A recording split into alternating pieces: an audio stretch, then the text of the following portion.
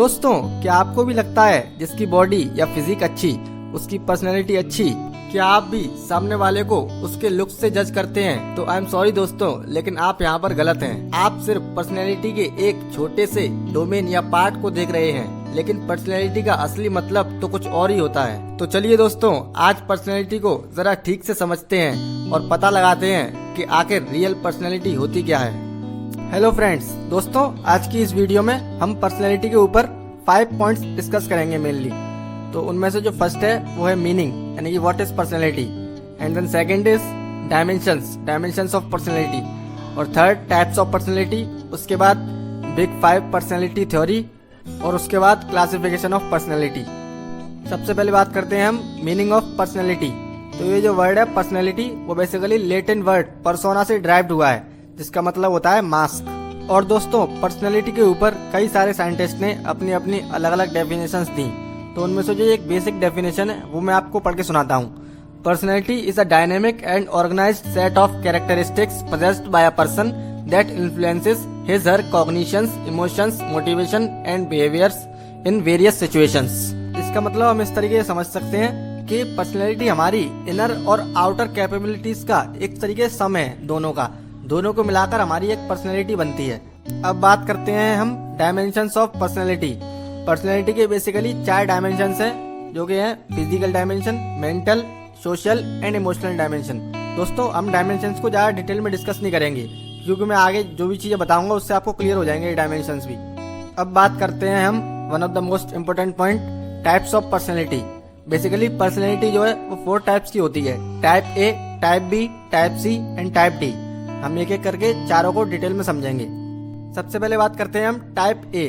इस कैटेगरी के जो लोग होते हैं वो बहुत ज्यादा कॉम्पिटिटिव होते हैं अपने नेचर में, और सेल्फ क्रिटिकल होते हैं, हार्ड वर्किंग होते हैं, लेकिन इजीली एक्साइटेड भी हो जाते हैं छोटी छोटी बातों पर, और वो जल्दबाजी में भी रहते हैं और गुस्सा भी आता है उनको बहुत ज्यादा। उसके बाद आता है टाइप बी। इस कैटेगरी के जो लोग होते हैं वो बहुत ज्यादा कॉम्पिटिटिव नहीं होते, और ना ही उनको ज्यादा गुस्सा आता है, धीरज रखते हैं, धैर्य से काम लेते हैं, और बिल्कुल स्ट्रेस को आराम से मैनेज कर सकते हैं वो, और ना ही अपने आप में ज्यादा घमंड करते हैं। और ये जो लोग होते हैं वो बहुत ज्यादा अपनी लाइफ से सेटिस्फाई होते हैं। उसके बाद आता है टाइप सी। इस कैटेगरी के जो लोग होते हैं वो अपने इमोशंस को ज्यादा दिखा नहीं पाते हैं किसी को, और अपनी फीलिंग्स को किसी का शेयर नहीं करते, फीलिंग्स को दबाते हैं, और होपलेस होते हैं अपनी लाइफ में ये, और अकेलापन भी बहुत ज्यादा महसूस करते हैं। इस वजह से इन लोगों में, इस कैटेगरी के जो लोग होते हैं उनमें कैंसर होने के बहुत ज्यादा चांसेस होते हैं। और उसके बाद आता है टाइप डी। इस कैटेगरी के जो लोग होते हैं वो बहुत ज्यादा अपनी फीलिंग्स को दबाते हैं, किसी के साथ बिल्कुल भी शेयर नहीं करते हैं, थोड़ी सी बात किसी के साथ शेयर नहीं करते हैं। इस वजह से वो बहुत ज्यादा स्ट्रेस में रहते हैं, और वो डिप्रेशन का शिकार भी होते हैं, क्योंकि उनको डर होता है कि उनको फियर ऑफ रिजेक्शन होता है कि वो रिजेक्ट ना हो जाए, या फिर किसी से कुछ कहने में उनको डर लगता है कि उनकी बेइज्जती नहीं हो जाए, इंसल्ट नहीं हो जाए। और इन लोगों को हार्ट से रिलेटेड ज्यादातर डिसीज होती हैं, हाई ब्लड प्रेशर रहता है, और ये एक तरीके से बहुत पुअर लाइफ जी पाते हैं, ये अच्छी लाइफ नहीं जी पाते हैं। अब बात करते हैं हम the most important theory of personality, big 5 personality theory. इस थ्योरी के 5 डोमेन्स हैं, या फिर 5 डायमेंशन जिन्हें हम कह सकते हैं, तो उनको हम एक एक करके समझेंगे। सबसे पहले आता है ओपननेस। इन लोगों को नई नई चीजों को सीखना, नई नई चीजों को एक्सप्लोर करना, और लाइफ के हर एक एक्सपीरियंस को एंजॉय करना पसंद होता है। उसके बाद आता है कॉन्शियसनेस। ये जो लोग होते हैं वो बहुत ज्यादा कॉन्शियस होते हैं, सेल्फ अवेयर होते हैं, और एक तरीके से एकदम सिस्टमेटिक वे में चलते हैं, और एकदम ऑर्गेनाइज्ड वे में चलते हैं, और कंप्लीट होते हैं हर एक रेस्पेक्ट्स में लाइफ के। उसके बाद आता है एक्सट्रोवर्जन। इस कैटेगरी के जो लोग होते हैं उनको एनर्जी दूसरों से इंटरेक्ट करके मिलती है, क्योंकि ये जो लोग होते हैं वो बहुत ज्यादा एनर्जेटिक होते हैं और टॉकेटिव होते हैं बहुत ज्यादा, इसलिए उनको एनर्जी दूसरों से बात करके मिलती है, उनको दूसरों से बात करने में मजा आता है, अच्छा लगता है।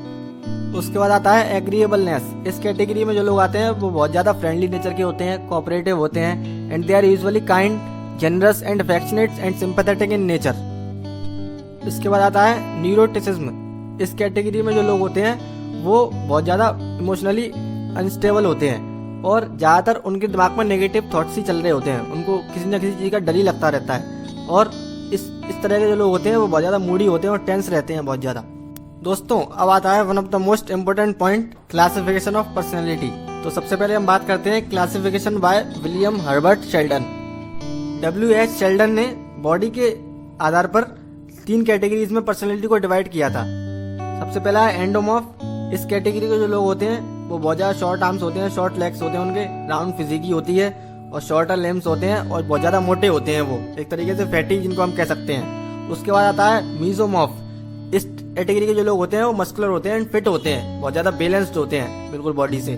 और तीसरा आता है एक्टोमॉर्फ। ये जो होते हैं वो बहुत ज्यादा पतले होते हैं, स्किनी होते हैं। उसके बाद आता है क्लासिफिकेशन बाय सीजी जंग। सीजी जंग ने सोशल कैरेक्टर्स के बेसिस पर पर्सनैलिटी को 3 पार्ट्स में डिवाइड किया था। सबसे पहला आता है इंट्रोवर्ट्स।